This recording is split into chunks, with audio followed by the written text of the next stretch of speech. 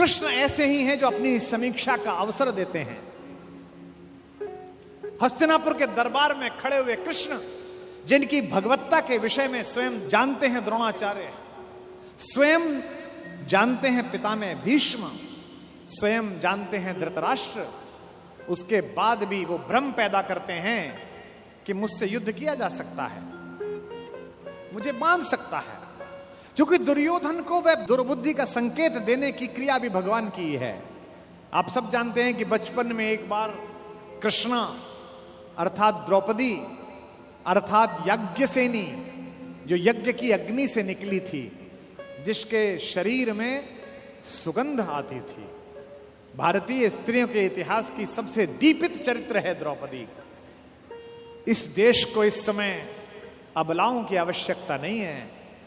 अपने केशों पर अगर कोई निर्लज्ज हाथ डाल दे तो उसकी छाती फाड़ देने का साहस पैदा करने वाली द्रौपदियों की आवश्यकता है।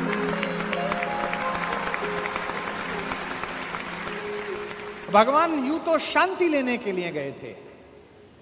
जब खाना खाने लगे और पांडवों ने कहा, युधिष्ठिर ने विशेष रूप से कहा, माधव मैं युद्ध नहीं चाहता, आप जाना और कहना बस 5 गांव हमें दे दें, हम 5 भाइयों को हम काम चला लेंगे। माधव ने कहा, बड़े भैया जो आपने कहा है वही होगा। लेकिन माधव तो युद्ध ही चाहते थे। माधव चाहते थे कि एक बार निरंकुश शासकों के छोटे छोटे राज्य विगलित हों और एक अखंड विश्व में अखंड भारत का निर्माण हो, भारत की एक अखंड श्रृंखला का निर्माण हो। शांति ऐसे नहीं आती। शांति नहीं तब तक जब तक सुखभाग न नर का सम हो, नहीं किसी को बहुत अधिक हो, नहीं किसी को कम हो। यह कहा अर्जुन ने, लेकिन युधिष्ठिर ने नहीं मानी, बड़े भैया ने नहीं मानी। ये जो बड़े भैया लोग होते हैं बड़े शांतिपूर्ण होते हैं। शांति शांति शांति। हर घर में कुछ युधिष्ठिरों की आवश्यकता भी है, लेकिन हर घर में ऐसे लोगों की आवश्यकता है कि अगर कोई निर्लज्ज कुलवधु के आंचल पर हाथ डालने की कोशिश करे तो वो बिना बड़े भैया से पूछे अपना गांडीव उठा ले और अपनी गदा उठा ले। ऐसे लोगों की आवश्यकता है। और समय पर ये गांडीव और गदा नहीं उठे तो मान लेना कि समाज में महाभारत प्रतीक्षा कर रहा है। पृथ्वी लाशों से पटेगी, कोई नहीं रोक सकता। शांति लेने के लिए गए। कृष्णा ने भोजन कराया, द्रौपदी ने भोजन कराया। भोजन कराने के बाद निर्वासन की कुटिया से कृष्णा बाहर आई और हाथ धुलाने लगी माधव के। तो उसने कान्हा से पूछा कि कान्हा, याद है तुम गर्मी की छुट्टी में हमारे घर आए थे? कृष्ण ने कहा, याद है कृष्णा, तुम मुझसे चौसर में हार गए थे। कृष्ण ने कहा, याद है कृष्णा, मैंने तुमसे कहा था कि मैं इस हार का कुछ लूंगी, जिसे कहते हैं ना O2 अंग्रेजी में, I O2। तो द्रौपदी ने कहा, कृष्णा ने कहा, You owe to me, तुम्हारा मुझ पर उधार है। एक वादा उधार है, एक कसम उधार है, एक शपथ उधार है। और वादा कैसे तोड़ देते, वचन को कैसे भंग कर देते कृष्ण?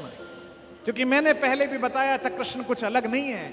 कृष्ण भी तो उसी खानदान का कंटिन्यूएशन है जो ये कहता है कि रघुकुल रीति सदा चली आई, प्राण जाई पर वचन न जाई। भी तो वही है, बस सूर्य से चंद्र में आए हैं, इतना ही तो हुआ है। मुस्कुराते हुए कृष्ण ने कहा, मांग क्यों मांगती है, आज क्यों मांगती है? बोले यही समय है। हस्तिनापुर क्यों जा रहे हो?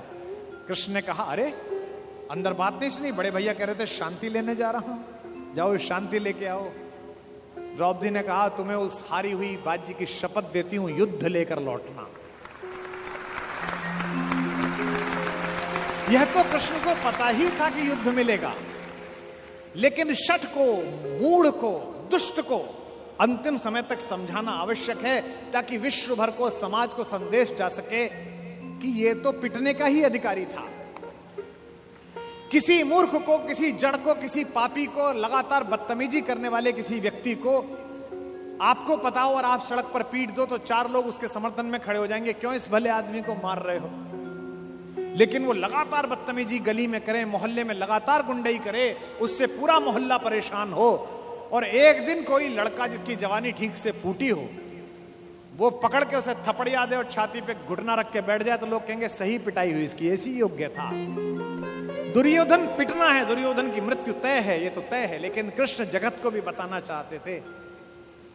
महाकवि दिनकर कहते हैं वर्षों तक वन में घूम घूम, बाधा विघ्नों को चूम चूम, सह धूप घाम पानी पत्थर, पांडव आए कुछ और निखर, सौभाग्य न सब दिन सोता है, देखें आगे कब हो। मैत्री की राह बताने को, दुर्योधन को समझाने को, सबको सुमार्ग पर लाने को, भीषण विध्वंस बचाने को भगवान हस्तिनापुर आए, पांडव का संदेशा लाए।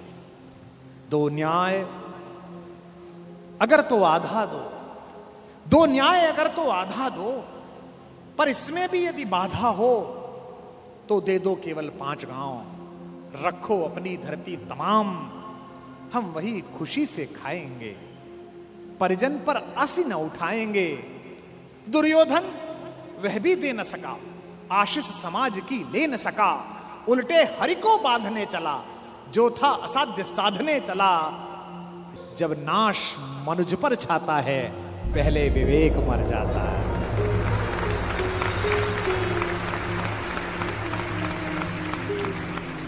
जब नाश मनुज पर छाता है, पहले विवेक मर जाता है।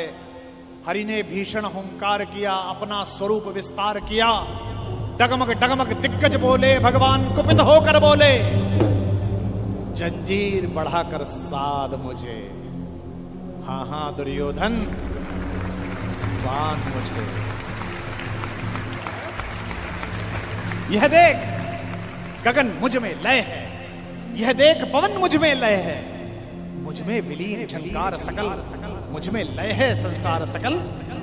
अमृत फूलता है मुझ में, संघार झूलता है मुझ में, उदयाचल मेरा दीप्त भाल, भूमंडल वक्षस्थल विशाल, भुज पर दिबंध को घेरे हैं, मैं नाक मेरु पग मेरे हैं, दीप्ते जो ग्रह नक्षत्र निखर, सब हैं मेरे मुख के अंदर।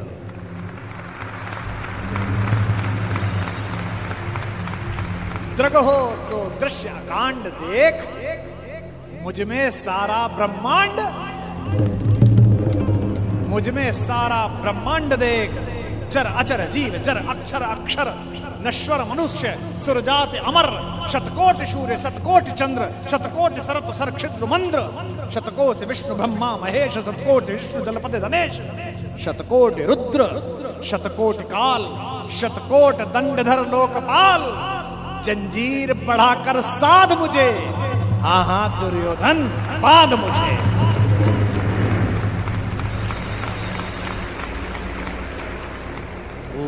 लोक अतल पाताल देख, गत और अनागत काल देख, यह देख जगत का आदि सृजन, यह देख महाभारत का रण, मृतकों से पटी हुई भू है, पहचान कहां इसमें तू है। अंबर में कुंतल चाल देख, पद के नीचे पाताल देख, मुट्ठी में तीनों काल देख, मेरा स्वरूप विकराल देख। सब जन्म मुझी से पाते हैं, सब लौट मुझी में आते हैं। जिह्वा से कड़ती ज्वाल देख, सांसों से पाता जन्म पवन, पड़ जाती मेरी दृष्टि जिधर, हंसने लगती है सृष्टि उधर। मैं जभी मूंदता हूं लोचन, छा जाता चारों ओर मरण। सवाल देखना, बांधने मुझे तो आया है, जंजीर बड़ी क्या लाया है। यदि मुझे बांधना चाहे मन, पहले तो बांध अनंत गगन। और ये 2 पंक्ति भगवान का भरत वाक्य, सूने को साध न सकता है, वह मुझे बांध कब सकता है। यह जो उद्घोष है, कहां बंधा कन्हैया, ये कौन कह रहा है इतना बड़ा दृश्य दिखाकर, जिसमें पिता में भीष्म जैसा ज्ञानी भी मूर्छित हो गया। केवल एक बचा देखने वाला, केवल एक ने देखा। किसने? विदुर ने। धृतराष्ट्र तो मन की आंखों से महसूस कर रहे होंगे, पर विदुर ने वो साक्षात दृश्य देखा जिसके घर का साग खाकर गए थे। ये जो कन्हैया है, जो दुर्योधन को देखने का अवसर भी नहीं देता, जो कहता है कि अगर विश्व को साध सकता है, शून्य को साध सकता है, तो मुझे बांधना। यही कन्हैया यशोदा के आंगन में यमलार्जुन के बीच में रस्सी से बंधा हुआ एक पहर तक रोता रहता है, मैया अब खाली कर दे, अब छोड़ दे, अब नहीं चुराऊंगा, बड़ा हो तो ऐसा और छोटा हो तो ऐसा, इसी का नाम कन्हैया है।